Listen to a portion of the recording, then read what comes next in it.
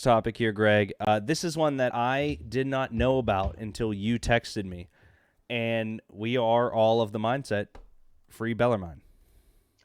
You didn't know about this until I told you it? No, because I saw free Bellermine. I was like, Oh I'll look it my up. And I looked, God. and I was floored. I have thoughts. Yes. But tell the people what happened. Okay, so Bellermine, a division, I don't know if Division 2 school that Yep, they were that two. moved up to, okay, Division 2 program that moved to Division 1 2 years ago. They moved to the Atlantic Sun Conference, which by the way, shout out to my friend Adam, who actually interned for the Atlantic Sun Conference a few years ago. Shout out to Adam. Yeah, I had some choice words about that one too. But Me too, honestly. stories. Yeah. Bellermine, a program that was in his second year as the Division 1 program, won the Atlantic Sun Conference tournament a couple days ago. They beat Jacksonville University. Let's look at the conference real quick before we keep going. Atlantic Sun has everyone's favorite pick, Stony Brook. They have NJIT, UMass Lowell, who I love. They have UMBC, Greg. Yes. The 16 seed that upset a 1. Yes, we will never ever forget that. Ever. Keep going. But which, by the way, there's a Jacksonville University and a Jacksonville State. Jacksonville State is Deion Sanders. No, that's Jackson State. Shit. Close. Which, by the way, Godspeed the. Did you hear about like the shit that happened? Yeah, what happened with his foot? What happened with it? He had to get toes amputated because of the blood clots. Apparently, yeah. Damn, but R.I.P. to Deion. Prime rib time, yeah. R.I.P. to Deion Stows. But Bellarmine beats Jacksonville University in the conference tournament final to win the Atlantic Sun Conference tournament. However, in an NCAA bylaw, you are not allowed to qualify for the NCAA tournament if you are moving up from Division 2 to Division 1 for 5 years. So Bellarmine is not going to the NCAA tournament. And here's another kicker, too, that is something that gets tossed out here, too. You would think, Jacksonville University will go in its place because that's who they played in the final. Nay. Jacksonville State, who won the regular season championship, will be going instead. And Jacksonville University beat Jacksonville State in the semifinals to get to the conference finals. So I am mind blown. And I just saw today, by the way, Bellarmine also is not allowed to be in the NIT either. Yes. They're not allowed to be in the NIT either. So, okay. On the crux, let's just get surface level, then we'll get deep.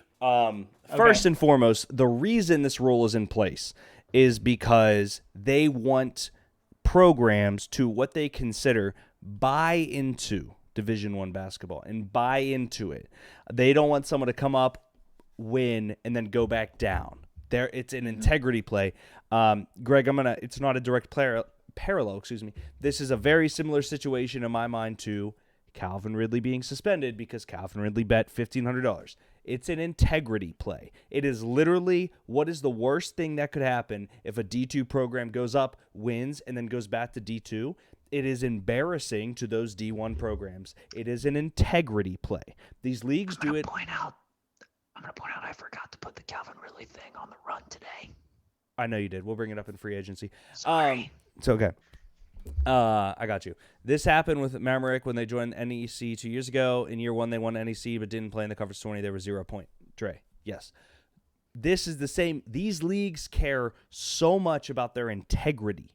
That's the core issue here, is that NCAA thinks, all right, you can come up, but you got to be here for 5 years because you have to prove your NCAA material. Whereas sports people's brains goes, prove your NCAA Division I material by winning. Yes. Bellarmine should absolutely be in the tournament for this simple reason.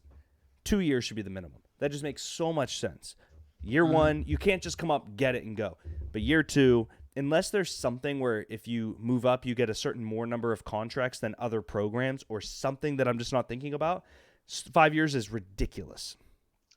Well, the other thing too that pisses me off on this too is that I bet you this rule was made before the transfer portal was Oh, relaxed. 100%.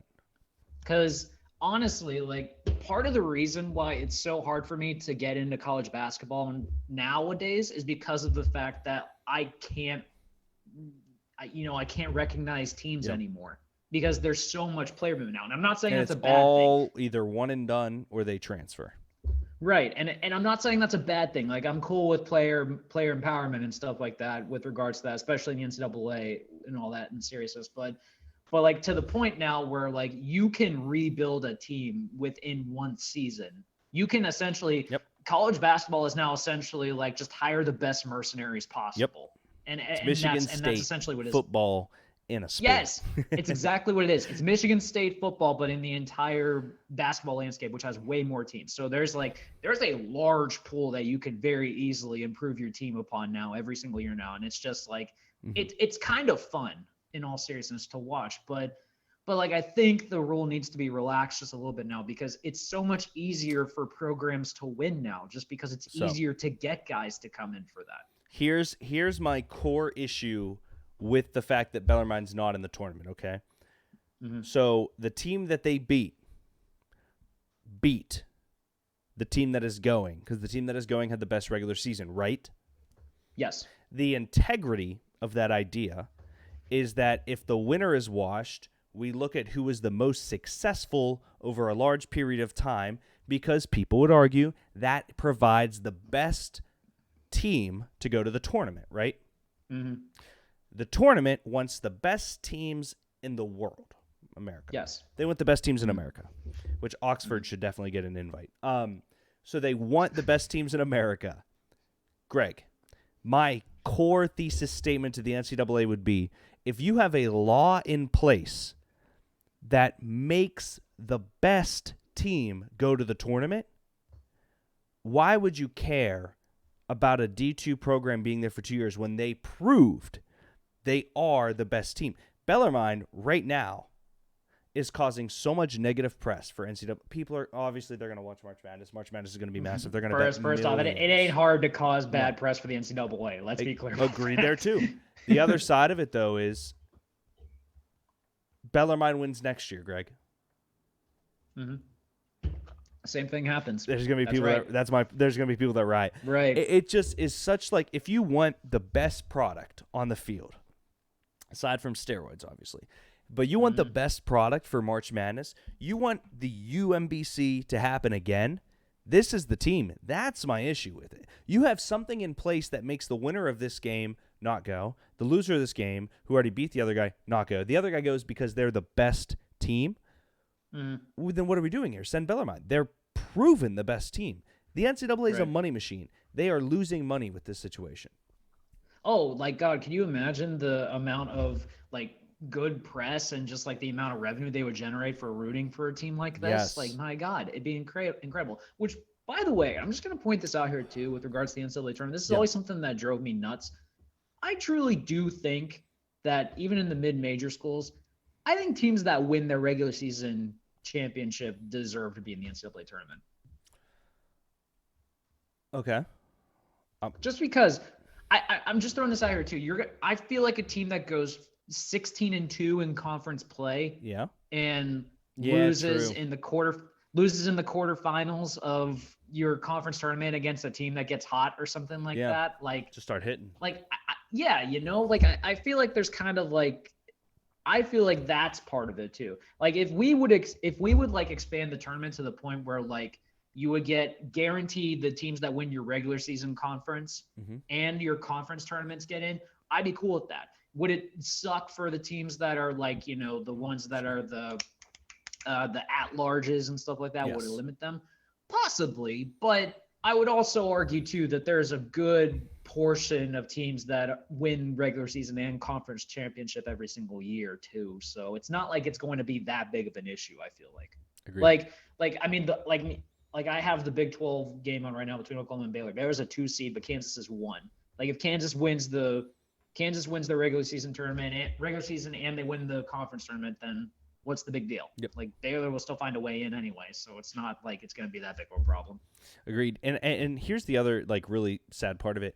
I think, honestly, if I was a D2 program that did really well, this, in my mind, would be a deterrent to go D1. Because No, they're I'm not going to, if I'm Slippery Rock and Slippery Rock goes D1, Greg, and they end up winning and going, I wouldn't want to go to Slippery Rock for 5 years because they're not going to right. make the tournament. So it's really bad.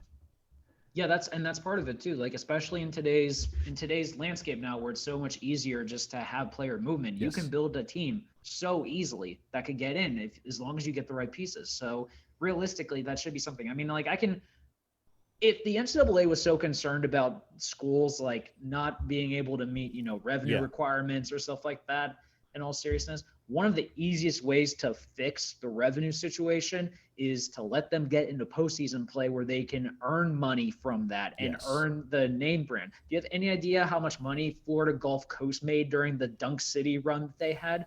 Dude. Enrollment went up ridiculously for it. Like, come on. I mean, being the first 16 seed to upset a 1 seed. What was the Oh guy's God, Lyle UMBC Chicago? probably made a shit ton of money. Come on. Sister Jean?